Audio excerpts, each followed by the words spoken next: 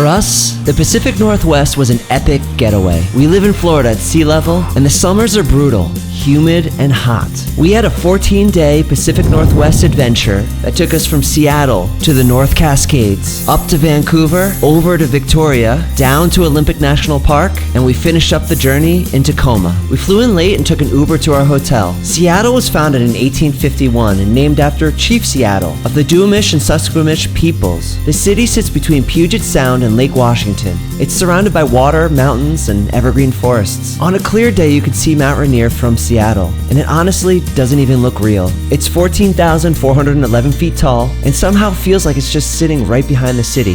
Here's a fun fact. Seattle averages about 150 rainy days per year, but surprisingly less total rainfall than cities like New York or Houston. It just drizzles a lot here. On our first morning, we walked down to the Pike Place market. Opened in 1907, it's one of the oldest continuously operating public markets in the US. It's filled with flowers and fruit and flying fish. The famous fish throwing started as a joke between fishmongers in the 1980s and turned into a full-blown attraction. The very first Starbucks opened here in 1971, and the iconic green siren logo was inspired by a 16th century Norse woodcut. We also visited the gum wall, which is honestly pretty disgusting. People have been sticking their chewed gum to the wall since the 1990s. Gross. Dana, how do you like this place?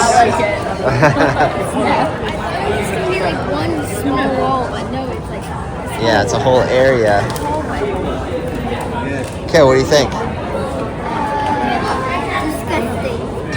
Seattle isn't just known for its coffee and rain, though. In the late 1980s and the early 90s, it became the center of the grunge movement. Bands like Nirvana, Pearl Jam, Soundgarden, and Alice in Chains came out of this city and basically reshaped rock music. Grunge was raw, distorted, flannel-wearing, and anti-glam rock, and it pushed back against the polished hair metal bands of the 80s. So for a few years, Seattle was the center of the music world. After taking a nice stroll down the waterfront, we met up with an old friend and his daughter and had an amazing lunch at Butchart's Handmade Cheese.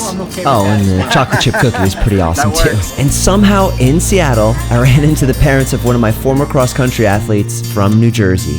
What a small world. From there, we hopped on the Seattle Center monorail. It took us from Pike's Place Market to Seattle Center right by the Space Needle, and the kids played on the playground right next door. The Space Needle was built in 1962 for the World's Fair, which was themed around the age of space. And at that time, it was wildly futuristic. From the top, you can get a good panoramic view of the city, and the top actually rotates 360 degrees. I've been up it before, but we decided not to this time just because it's a little bit costly. The Chihuly Glass Garden's also there, and one of these days I'm gonna go see it, but we decided to go down to the Ballard locks instead to see the salmon running. Our friends had parked their car near the Space Needle, so he was able to drive us over to the locks, but before that, we stopped by Cary Park, which gives you this beautiful view of the city. The Ballard locks were finished in 1917 to connect Puget Sound to Seattle's freshwater lakes. Because the lake sits higher than the sound, boats have to be lifted or lowered about 20 feet depending on the tide. We stood there watching it happen in real time. Boats would roll in, gates would close, the chamber fills or drains. A few minutes later, they float out at a completely different level. We got freshwater up there, and they've just drained this area as these boats came through. They've been lowered down, and now these boats have access to the ocean. And this is saltwater. Right next to this lock is a fish ladder, built so migrating salmon can bypass the locks and swim upstream to spawn. It's actually really cool engineering. From there, we went to our friend's house where they served us this amazing dinner, and we just had such a good time catching up and hearing about what's going on in their lives.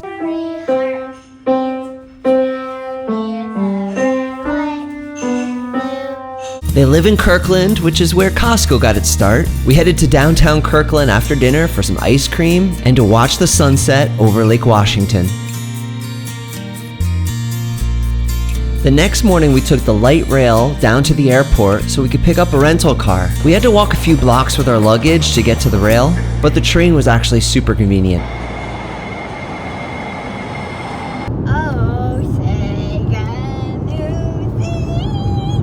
From Seattle, we headed the car northeast towards North Cascades National Park, one of the least visited national parks in the United States. which is surprising because this park was absolutely incredible. The North Cascades, often called the American Alps, and the reason is pretty obvious once you see them. These mountains are steep, jagged, and heavily glaciated. In fact, the park contains more than 300 alpine glaciers, the most of any national park outside of Alaska. Alpine glaciers form high in the mountain ranges where snowfall compresses into ice and slowly flows downhill under gravity. Over thousands of years, they carve valleys, grind rock into fine powder, and shape the entire landscape. The powder is called glacial flour, and that's what causes the lakes to be that deep blue color. More on that later. We grabbed lunch at Chick-fil-A on the way up and then made our first stop at the park's visitor center. After that, we checked out Lake Diablo, and you can definitely see that glacier blue here. From there, we continued across the mountains to the east side of the park, where we were staying at a cabin called Base Camp 49. The east side of the Cascades feels very different from the wet forest near Seattle. Once you cross the mountains, the climate becomes much drier, with open valleys and big views of the surrounding peaks. That night, we picked up dinner at East 20 Pizza in nearby Winthrop. Before eating, Lila and I went for a run from the cabin, about 5 miles round trip towards the mountains to the east. The sun was starting to drop behind the Cascades, and it just made for a beautiful evening. It's just one of those runs where you forget that you're actually running. The next morning started really early. We woke up around 4 a.m. so we could drive a couple hours to the Cascade Pass trailhead. Parking there fills up incredibly fast, and even though we pulled in around 7 in the morning, the lot was already packed with hikers. The Cascade Pass has been used for centuries. Long before hiking trails existed, indigenous tribes used this route as a trading path across the mountains. Today, it's one of the most famous hikes in all of Washington state. The trail climbs about 1,800 feet through wildflower meadows before opening up to sweeping views of the surrounding peaks and glaciers. And I couldn't believe how much wildlife we saw. Mountain goats,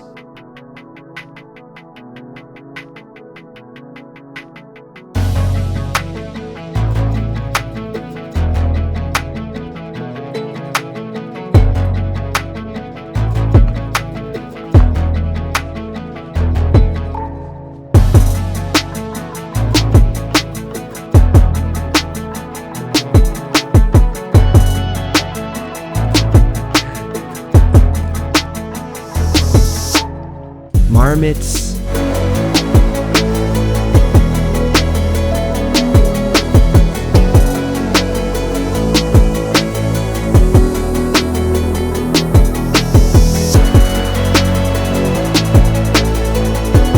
pikas, and all kinds of other animals along the way. Pikachu!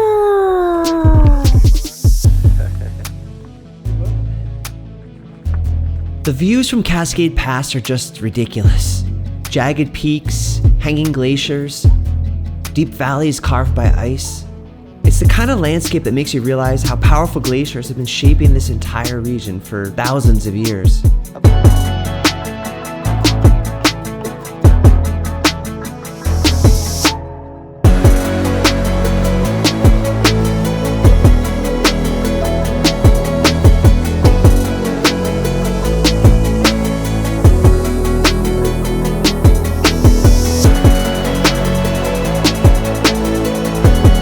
After the hike, we drove down out of the mountains and stopped for lunch and a well-earned beer at the Rockport Bar and Grill.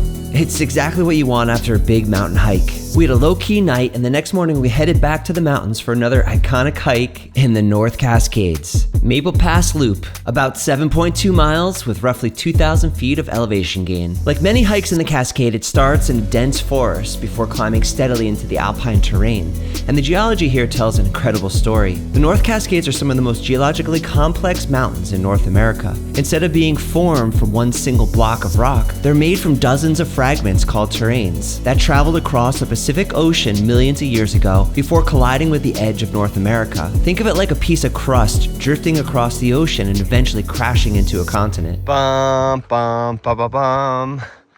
Adeline made it up the entire hill. Look, here comes Frodo. Who's afraid of getting pictures taken of him? Frodo, come on. Do you have the ring? Don't wear the ring. Oh, are you Gollum instead?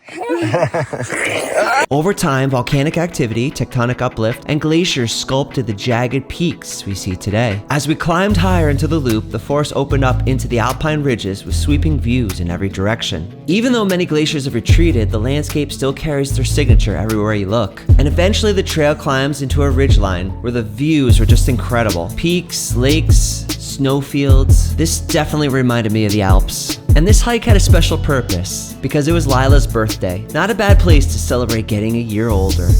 After the hike, we cleaned up and drove into the old Western-style town of Winthrop for a dinner at the Fainting Goat. And of course, we had to celebrate with some Sherry's Sweet Shop ice cream. The next morning, we packed up, gassed up the car, and started to drive north towards Vancouver, British Columbia. As we made our way across the west side of the North Cascades National Park, we stopped for one last photo at the park entrance. Then we crossed the border into Canada. Vancouver is one of the most beautiful cities in North America. It sits between the Pacific Ocean and the Coast Mountains, which means you're never far from water or wilderness. The city was officially incorporated in 1886. The same year, a massive fire destroyed most of the early settlement. Within months, the city rebuilt itself and quickly grew into one of the most important ports on the West Coast. Today, it's one of the most multicultural cities in the world, with large communities from Asia, Europe, and across the Pacific. We arrived in the city and checked into our apartment at the Smith House. Lila needs to get in a long run for her cross-country team, so we laced up and headed out for an 8-mile run through Vancouver, just me and her, looping through Stanley Park and back towards downtown. Stanley Park is absolutely enormous. At over 1,000 acres, it's actually larger than Central Park in New York. The seawall that wraps around it is nearly 6 miles long and is considered one of the most scenic urban running and biking routes in the world. Ocean on one side, forest on the other, and the mountains rising in the distance. It wasn't a bad training run. That night we grabbed dinner in Yaletown, a neighborhood that used to be Vancouver's warehouse district, but is transformed into one of the trendiest dining areas in the city. The next day we drove about 15 minutes north up to the Capilano Suspension Bridge Park. The bridge was first built in 1889 by a Scottish civil engineer named George Grant Mackay. Back then it was made up of hemp rope and cedar planks. Today the bridge stretches about 450 feet across the canyon, suspended 230 feet above the Capilano River. And walking across it, you definitely feel yourself moving. The park's a little bit pricey, but it includes these elevated treetop walkways, letting you walk through the forest canopy like a squirrel. This part of the Pacific Northwest is covered in temperate rainforests, where massive cedar and Douglas fir trees grow in a climate shaped by constant moisture from the Pacific Ocean.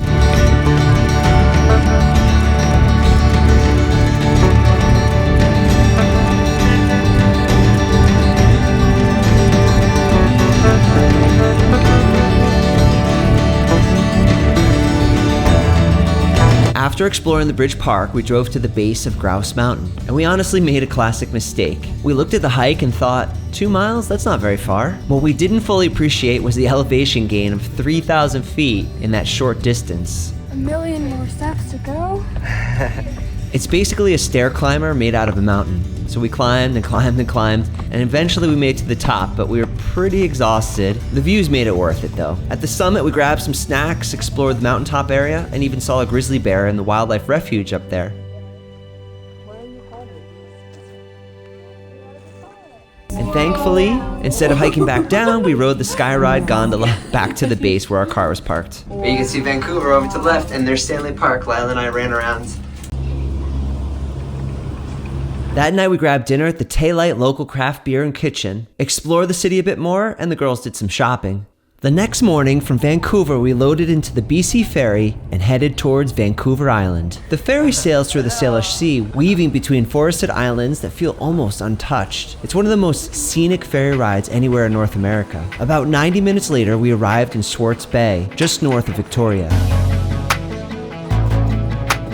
Our first stop was Mitchell's Farm Market, a local spot where we grabbed lunch from the grill out back and picked up some fresh produce for the road. Then we headed to one of the most famous attractions on Vancouver Island, Butchart Gardens. Butchart Gardens started as something very different. In the early 1900s, this land was actually a limestone quarry used to produce cement. When the quarry was exhausted, Jenny Butchart, the wife of the quarry owner, decided to transform the massive pit into a garden. What started as a small project eventually grew into a world-famous botanical garden. garden covering over 50 acres. Today, the garden features multiple themed sections, including the sunken garden, rose garden, Japanese garden, and Italian garden. Over 1 million visitors come here every year, and honestly, I can see why. We looked at all the gardens, and it was just absolutely incredible.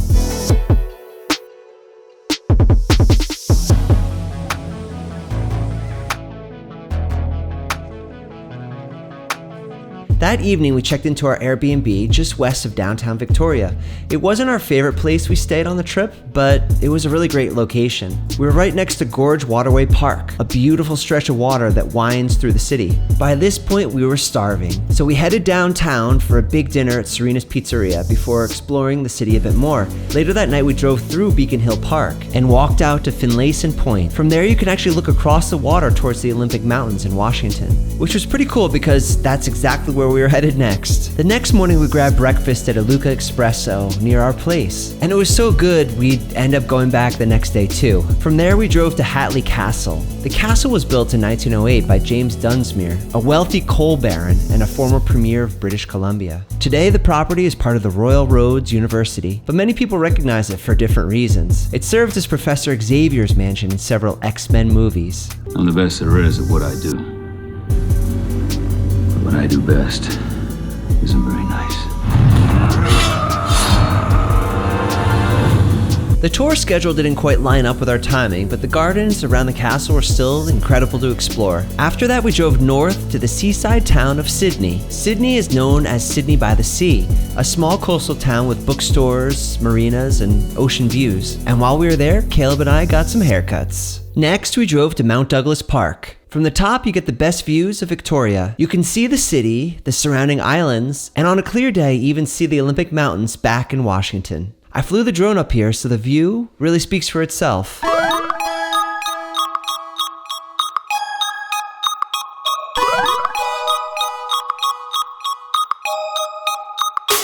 By this point, we realized we hadn't eaten since breakfast, so we headed to Fisherman's Wharf. This area is famous for its floating homes, small food stands, and fishing boats. We grabbed dinner at the fish store, which serves fresh seafood caught right off the coast.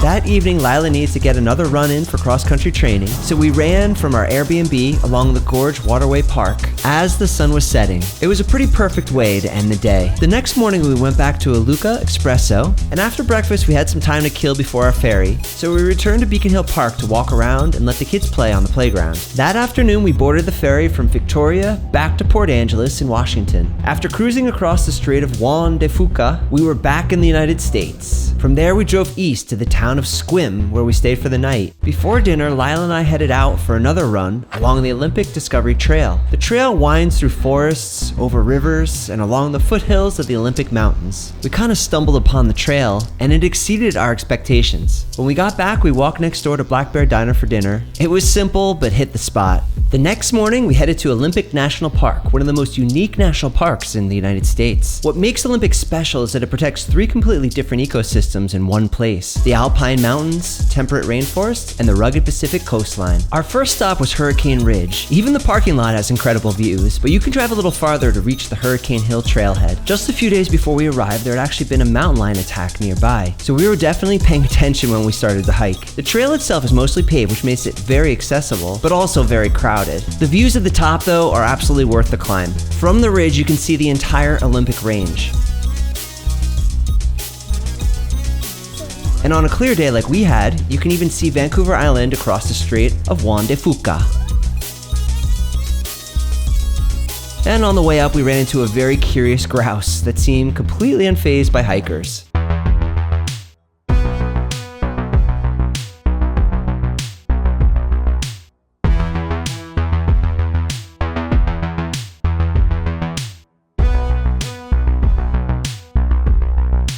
After a quick lunch back at the car, Kale, what'd you have there? Peanut butter, marshmallow, and honey sandwich. Wow. Is it delicious? Super yummy. We headed towards Lake Crescent. Lake Crescent is a deep glacial lake carved by ice thousands of years ago. The water is incredibly clear and has a deep blue color that almost doesn't look real. How are you guys? Oh my gosh, they're right there. Nearby, we hiked the Marymere Falls trail, which winds through the beautiful old-growth forest before reaching a waterfall tucked into the hillside. The Pacific Northwest is famous for these forests, towering cedars, moss everywhere, and trees that have been growing here for centuries. Next, we drove to Duc Falls. The hike is only about 1.6 miles round trip, but it leads to one of the most impressive waterfalls in the park. The river splits into multiple channels as it drops through a narrow canyon carved into volcanic rock. It's one of those places where the sound of rushing water just fills the entire forest. After dinner and checking into the newly renovated Olympic Suites Inn, the rest of the family was pretty tired, but I was determined to catch the sunset, so I drove out by myself to Rialto Beach. I had been to the coastline in California and Oregon before, but the Pacific coastline here is pretty wild. Massive woodruff logs, sea stacks rising out of the water, waves rolling in from thousands of miles across the ocean, and watching the sun drop into the Pacific was one of those moments that just makes the whole trip worth it. I was really happy to see it, but really sad my family wasn't there with me.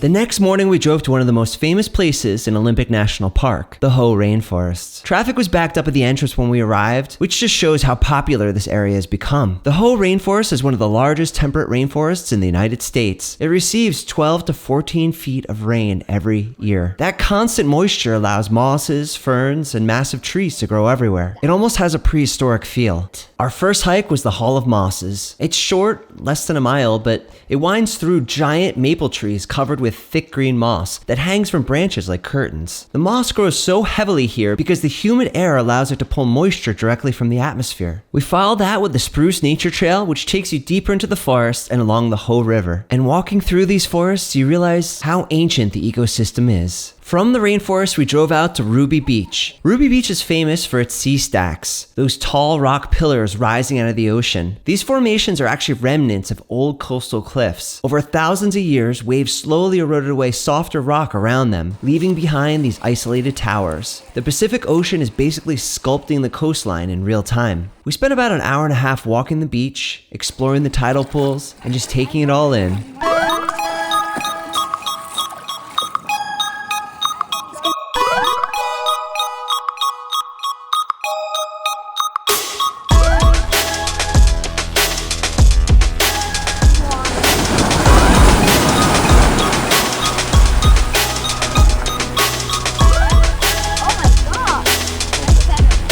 That evening, we drove south to our lakefront cottage next to Lake Quinault. It was one of the most peaceful places we stayed the entire trip. We grabbed dinner at the Salmon House restaurant and then went to the world's largest Sitka spruce. This tree is over 190 feet tall and estimated to be around 1,000 years old. Standing something next to that old really changes your sense of time. I mean, our ancestor, William the Conqueror, hadn't even sacked England yet. That night, back at the cottage, I took advantage of the sauna and then jumped into the cold lake for a plunge.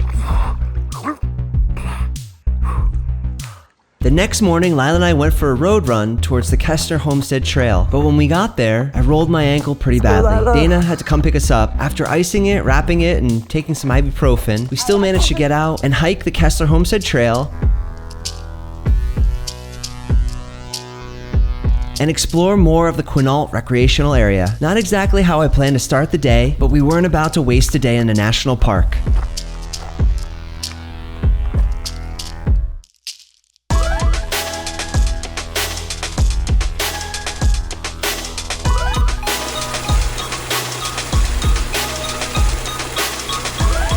That afternoon, we drove to Tacoma and had dinner in Point Ruston. For decades, this area was an environmental disaster caused by industrial pollution, but it was completely remediated and transformed into a beautiful waterfront with restaurants, parks, shops, and housing. And the coolest part? My cousin Greg was the chief engineer on the entire remediation project. Seeing the finished result was pretty incredible. Good job, cousin Greg. After dinner, we walked around and took it all in.